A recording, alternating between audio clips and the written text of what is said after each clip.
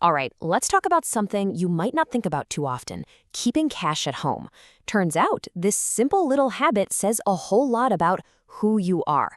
We're going to dive into the surprising psychology behind it. It's fascinating stuff. So let me just ask you straight up. Do you have a little stash of cash somewhere in your house? For emergencies, maybe for a rainy day? It's a simple question, but believe me, the answer can be pretty revealing. Because see, this habit isn't just about being a little cautious or maybe a bit old-fashioned. Psychology tells us it's actually a window, a peek into some really distinct and interesting personality traits. It's a financial habit that tells a much deeper story about you. And today, we're going to unpack that story.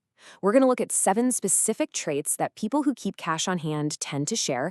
And hey, you might just recognize yourself or somebody you know in a completely new light. So, first up, let's talk about a profile I call the self-reliant strategist. Now, this isn't about someone who's afraid or hoarding money. Nope. This is all about a mindset of careful planning, being in control, and having a really strong sense of independence. The strategist profile, it really boils down to these 3 things. First, they are prudent and calculated.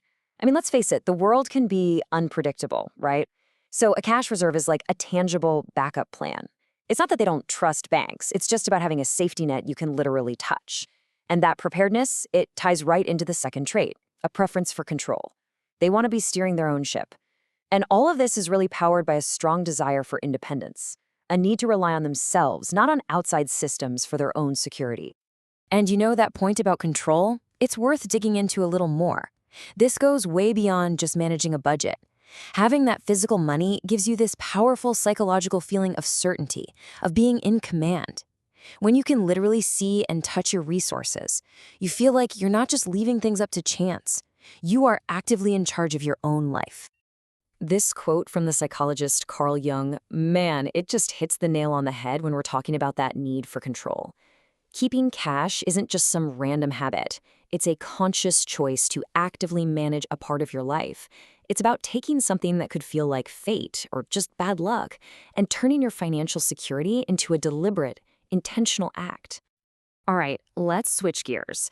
In an age where, let's be real, pretty much everything we do is tracked, some people keep cash as a way to be a guardian of privacy. This is all about financial freedom and just a little bit of discretion. And it's so important to get this right. It's not about being secretive or paranoid. Not at all. It's about valuing your personal space, It's about the dignity that comes with financial autonomy. Cash lets you handle your business without every single purchase being logged and analyzed by a bank or some tech company. It's really just a quiet act of preserving a little piece of your privacy. But keeping cash isn't just about strategy and privacy. There's this whole other, more human side to it, which we can call the human connection. This part is all about the emotional, the sensory, and even the social reasons behind this habit. So, this profile is made up of 3 more really interesting traits: finding comfort in the physical nature of money, a hidden capacity for generosity, and, for some, a real connection to the past. Let's break these down, starting with just the feeling of cash itself. The first trait here is all about the comfort of tangibility. And there's actually a psychological term for this. It's called the tangibility effect. Basically, it just means we tend to value physical things more because, well, they feel more real. The author of the source material even mentioned feeling this deep sense of reassurance while traveling, just from having the local currency in his pocket. That physical presence, it creates a feeling of safety that numbers on a screen just can't always match. It's a real tactile thing. Now, for something you probably didn't expect. People who keep cash are often perfectly set up for incredible moments of generosity. Having that money right there allows for these spontaneous acts of kindness, helping someone out, giving a surprise gift. This ability to change your plans for the better really connects to what the psychologist Carl Rogers was getting at here. Being able to adapt in the moment to do something good is a powerful thing. And finally, the last trait in this group is nostalgia.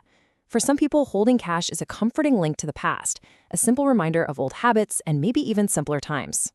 So when we start to put all these different pieces together, the strategist, the guardian of privacy, the connector, we start to see something really cool emerge: your unique financial fingerprint. Because really, that's what this is all about. Our financial habits, even something as small as keeping some cash in a drawer, they tell a rich story about us. All 7 of these traits, prudence, control, independence, privacy, Comfort, generosity, and nostalgia, they combine to paint this vivid, complex, and fascinating picture of who we are as individuals. At the end of the day, this whole thing isn't just about money. It's about you. It's about who you are. The next time you tuck a little cash away, just remember you might be preserving a little piece of yourself. And that leaves us with one final thought to chew on. What story does your wallet, or that secret stash, tell about you?